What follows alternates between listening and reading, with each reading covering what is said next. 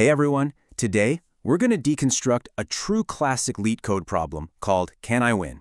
Now this is one of those puzzles that, it looks pretty simple on the surface, but it quickly pulls you into some really fascinating game theory, recursion, and some seriously clever coding tricks. So let's dive right in. So, here's how we're going to break this down. First, we'll get a solid group on the game's unique rules. Then, we're going to figure out what it actually means to play optimally. From there, we'll check out a basic solution, see exactly why it's way too slow, and then piece by piece, we'll build up to the final winning algorithm using some real pro-level techniques. All right, first things first, let's get a handle on the game we're actually playing here. Trust me, the rules are absolutely everything. Now, you might have heard of something called the 100 game, where you can pick the number 10 over and over again if you want. Well, this isn't that. The absolute key twist here, the thing that changes everything, is that numbers cannot be reused. Once a number is picked, it's off the board for good. And that one tiny rule change makes the strategy worlds more complex. So let's lay it all out. You've got two players and a shared pool of numbers, from 1 up to some maximum. They take turns picking a number from that pool. Whatever they pick gets added to a running total, and, super important, that number is now gone. The first person whose choice makes the total hit or go over the target wins. And here's the kicker. We have to assume both players are basically grandmasters, always making the absolute best move possible. And right here, hidden in the problem details, is a massive clue. The biggest number we can choose from is never going to be more than 20. Whenever you see a small number constraint like this in a coding problem, it's practically screaming at you. It's a huge hint that the solution probably involves exploring every single possibility. Because the total number of combinations, while it might be big, isn't, astronomically huge. Which brings us right to our next big question. The problem says both players play optimally. But what does that really truly mean in a game like this? Just think about that for a second. How do you actually guarantee a win? It's not always about making the most obvious move right now. A real winning move might be the one that perfectly sets a trap for your opponent 2 turns down the road. And this right here is the core logic of the whole thing. There are 2 ways you can win. The first one's easy, right? You just pick a number that gets you to the target. Boom, you win. But the second one, that's the real mind bender. You make a move that leaves your opponent in a position where there's literally nothing they can do to win. This recursive idea, this is the key to cracking the entire problem. So how in the world do we write code for logic like that? Well, the most natural way to think about any turn-based game is to just explore every single possible move, and then every possible countermove, and so on and so on. This whole process of just going down one path of moves all the way to the end, then backtracking and trying another, it's a classic technique in computer science called a depth-first search, or DFS. We're essentially building a giant tree of every possible way the game could play out. Let's try to visualize this with a super simple game.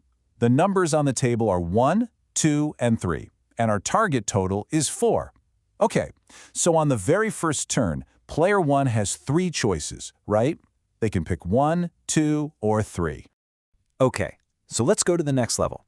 If player 1 picked the number 1, what's left for player 2? Just 2 and 3. Or if player 1 started by picking 2, then player 2 has to choose between 1 and 3. You can see how the pool of available numbers keeps changing with every single turn. But here is the massive, inefficient trap we're about to fall into. As we explore this game tree, we're going to end up in the exact same game states through totally different sequences of moves. For instance, think about the state where the numbers 1 and 2 are already used up. We could get there if player 1 picks 1 and then player 2 picks 2. Or if player 1 picks 2 and player 2 picks 1. Our simple search would analyze this exact same board state twice, and that is a colossal waste of computing power. So the real challenge is figuring out a way to avoid redoing all that work. And this brings us to the big aha moment of the entire solution, a technique called memoization. Memoization is just a fancy term for a really simple idea. Don't solve the same problem more than once. The first time we figure out the outcome of a specific game state, like who wins if numbers 1 and 2 are gone, we're going to write it down on a cheat sheet. Then the next time we run into that exact same state, we just look up the answer instead of calculating it all over again. It's that simple. Okay, so that leads us to a new puzzle. If we're going to use a cheat sheet, every single entry needs a unique label, or a key. So how can we come up with one single unique ID that perfectly describes which numbers have already been used up? And the answer is this beautiful elegant and crazy efficient technique called bit masking. This is where we really take things to the next level. Let me break down how this works. We can use a single integer, just one number, to represent the entire state of the board. Think of each bit in that integer as a little on-off switch. We can say the first switch corresponds to the number 1, the second switch to the number 2, the third to 3, and so on. If a switch is flipped on, meaning its bit is a 1, that number has been used. If it's off, a 0, it's still available to be picked. Okay, let's walk through this example together. At the start of the game, no numbers are used, so our mask is just all zeros. All the switches are off. Then, player 1 picks the number 2. So we go to the second switch and flip it on, making our mask 0010. Next, player 2 picks 3.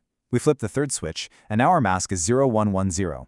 Finally, player 1 picks 1, so we flip that first switch. The mask is now 0111. You see, this one single integer gives us a perfect snapshot of the game at any moment. And there you have it. This integer, this bit mask, is the perfect, unique key we were looking for to use with our cheat sheet. Now we can store the result for the game state 0110, and if we ever see that state again, we can just grab the answer instantly. Okay, we have all the pieces of the puzzle. We've got the recursive game logic, we've got the memoization cheat sheet, and we've got the bit mask to act as our key. Let's put it all together into the final winning algorithm.